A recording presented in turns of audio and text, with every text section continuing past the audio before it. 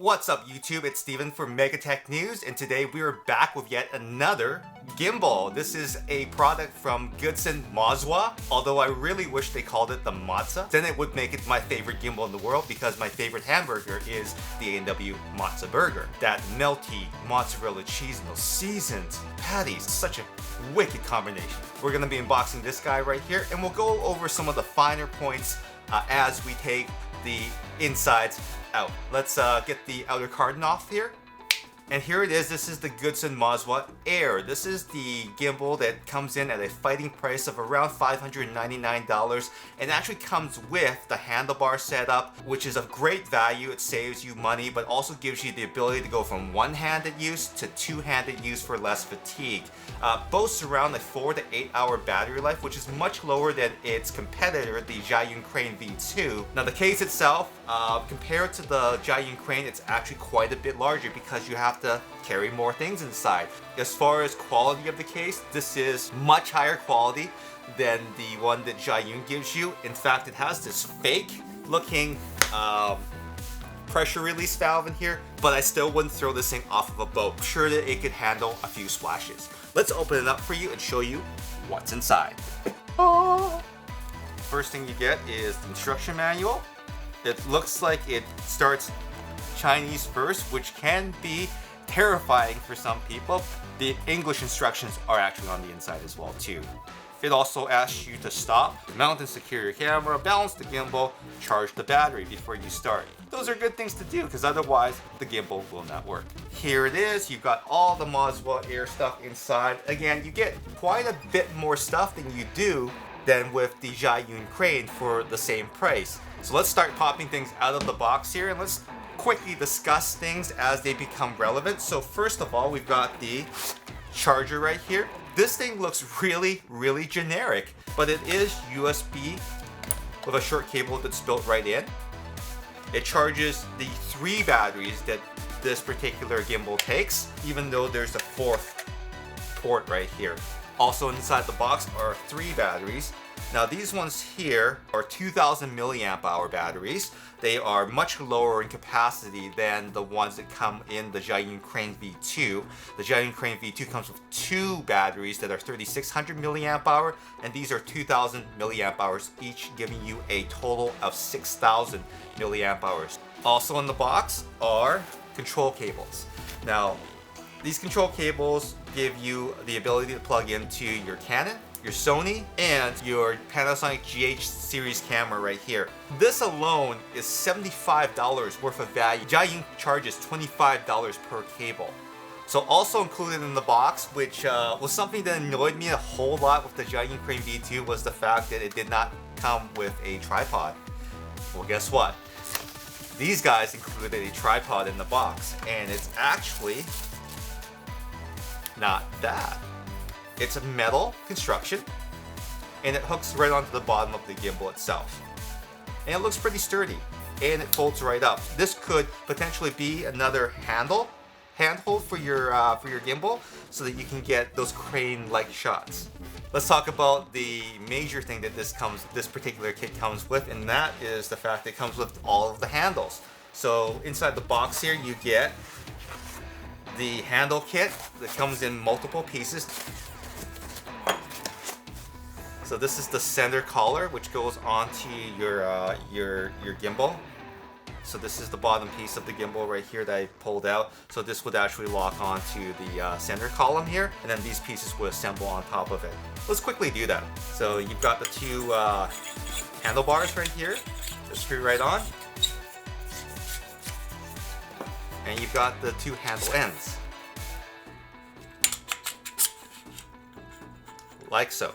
You get additional 1/4-20 mounts on top of each of these handles, and you also get additional 1/4-20 mounts on the bottom of them. So what this means is that you can hook on additional accessories like lights, microphones. You can also hook on things like a monitor up here as well too. And this is included in the box, but this is an accessory for another $100 with the Zhiyun Crane V2. Now we've already pulled that piece out right here, which is the bottom of the handle. This is where these 3 batteries right here fit in. Boom, boom, and boom, like so. And of course, what that means is that we also kind of need a gimbal, right?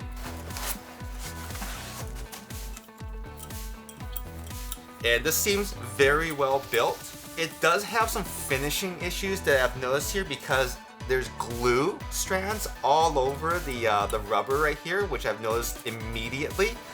So it looks like someone kind of rushed through the assembly process, which kind of scares me a little bit. The other thing that is apparent right here is that it won't be as easy to set up as the Crane V2 because this doesn't have that sliding plate built into it. Of course, you've got the 3 motors here. You've got one here, and of course the one on the back. There's also a helpful guide for when you're trying to figure out what the orientation is of the gimbal. So if you're doing a really early shoot in the morning, you haven't had your coffee yet, every little bit helps.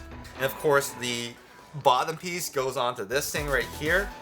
One thing I will note here after seeing the Giant Crane V2 and how it's set up is that the number of threads connecting the gimbal itself to the battery, there's actually quite a few less than the Giant V2. The Giant actually has almost double to triple the amount of threads right here, which gives it a much more solid connection. Because this also carries quite a bit more weight than the Giant Crane V2, this might be a concern for longevity, especially if you have this loose right here and it wiggles around. It's just going to make that connection more weak. So make sure it's tight when you have this connected. And there we go, it's all connected right here. Now we get to use that tripod as well too. It's such a small thing, but having the tripod in the box really helps out with the user experience. So what else is in the box? Well, let's have a quick look here. The Gudsen Moza Air actually carries a lot more weight than the Giant Crane V2. So having this is good because now you can take advantage of the additional weight that this carries and use larger lenses that you normally couldn't with the Giant Crane V2. The Giant Crane V2 with the latest firmware will carry up to 1,800 grams of weight, and the Gudsen Moza Air over here will carry up to 2,500 grams of weight. So that gives you the additional capacity to make sure that you can use those longer lenses if you want on this particular setup. And finally, the last thing that's inside the box, which was part of a special kit that I purchased, is the remote control. Now this remote control is normally like 150 bucks or something like that, and there's a good reason for that. And the reason why is because this control is not just a controller itself, it's actually got electronics inside that will allow you to mimic the motion of your gimbal from a remote location. I believe that they say it's up to 50 meters of range. So you could actually control your gimbal using the handlebar setup, and you can actually drive where your camera is pointed and everything using this mimic mode. This also gives you your camera start stop. It gives you your speed options. It controls a whole bunch of options that you might not be able to get to on your phone, and it comes with the handle mount on here that allows you to hook it up to the handlebar setup right away. This shows really good value and aggressiveness on Gudsen Moza's part to compete against the Giant Crane series. So let me just get this all tidied up a little bit, and I'm going to try to balance my camera on this gimbal. So first and foremost, again, one of the biggest difference between this gimbal and the Giant Crane V2 is the fact that it doesn't have a sliding plate. So I'm going to mount today my A6300, which is my latest camera. It's got a small rig cage on here, which I will link in the description if you're wondering what kind of setup I have. I've left everything on here, including the HDMI mount and the additional cold shoe, which small rig makes. Just do a quick weigh-in. It weighs in at 1,145 grams, which is well below the threshold of weight that Gudsen Moza has stated for the Air. And of course, that also means it's still a good fit for the Giant Crane V2 as well. So first step, I'm going to mount the camera onto the gimbal right here. I'm going to position it as close to the motor as possible.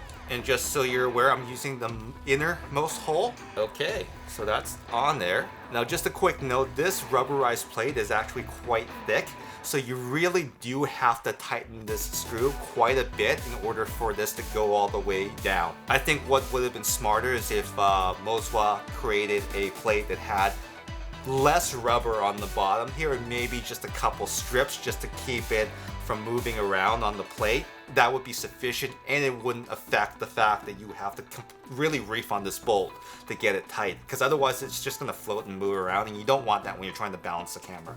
Now, one other thing that you're going to need to do is, if you have a lens that extends and you're going to be working with a specific focal length, make sure that you zoom it out to where you want it to be before you balance the gimbal, because otherwise any extension in the lens will actually affect your balancing afterwards. Now, it's front heavy, it's pulling forward, so I'm going to back this back here a little bit first and get this all balanced first so that it can point straight up. So it looks like it's balanced. Now we can work on the fore and aft. And I have to say right now, it was so much easier to set up with the with that plate that that Jiaying has, with the ability to slide it back and forth. That quick release plate really makes things a lot easier. This is one of those cases where you could use a quick release bracket with a sliding plate back and forth. I should have thought about doing that initially. Okay, that's pretty close. I think that's as close as we're gonna get today without a sliding plate.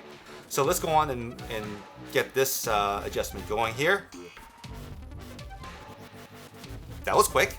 Now we just have to balance this motor down here, which is probably the easiest one, I believe.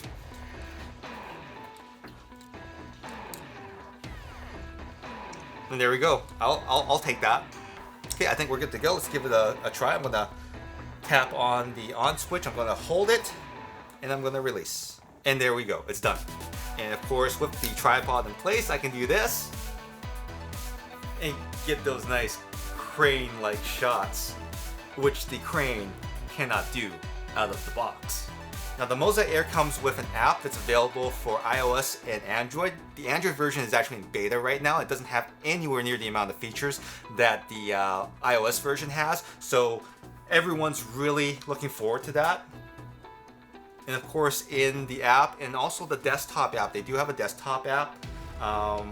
It doesn't look particularly user-friendly, but it does have a few options that you can use to tune the speed of the follow, the torque of the motors, so that it fine-tunes the way that you want to make your films. And of course, like the other gimbals out there, except for one, you'll see that it blocks the screen, which isn't so great. So overall, it feels pretty solid. I was able to get this thing balanced really fast, as you saw there. It didn't take me that long. I only cut out just a little bit of the footage so that you wouldn't get bored. But it took about the same time as the Jiaying Crane V2 to get it all balanced and everything like that. Quality of movement seems roughly about the same as the Jiaying V2 so far in this kind of atmosphere. I will have to go run around with it at some point to kind of check it out, but so far I'm impressed, especially for that price. The only thing that I would probably buy extra just to make sure that I have the best possible experience out of the box is to get a plate. So this is about 250 grams here. This is with a fairly long tripod plate here. This thing was about 15 bucks or something like that, so it's really cheap. Small Rig does make one that is much better. I wasn't able to get that unit in time, but I will leave a link in the description so you can find that one. It is better, it is very light, and it has this feature where the quick release itself, instead of having to wind it up and down to get it to tighten, it actually looks like a bicycle quick release where it folds this way and out, making it a lot more convenient for placement, and you can drop your plate straight in with the camera attached to it, so it's actually a much better plate. There are some things that kind of annoy me, like the fact that this looks like a totally generic thing that they put in the box just to charge these batteries. It's not made specifically for it at all, and 4 batteries, like this thing uses 3 batteries, not 4. Why would you do that? The other thing that I noticed was the fact that there was all these glue webs all over the place. Clearly someone was trying to get this thing done as quickly as possible, so the rubber strips behind all of the motors here that cover the wiring, the tripod plate itself had these webs of glue. The other thing that I didn't like about this so far is the fact that there aren't very many threads on the handle connection to the gimbal itself. That worries me.